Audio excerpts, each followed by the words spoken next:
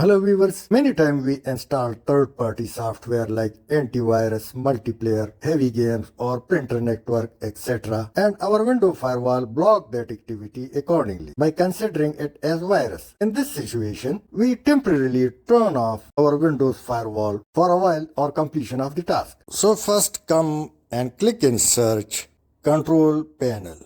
When it appear about, just go up and click it. Now control panel is open. So security and maintenance. Open it and now you can see security. So let's expand this. Now click on view Windows security and you reach your destination. But let's close it and come directly to the same. Click in search and type Windows security. When you type it, it directly appear above, so just open it and the desired interface is open.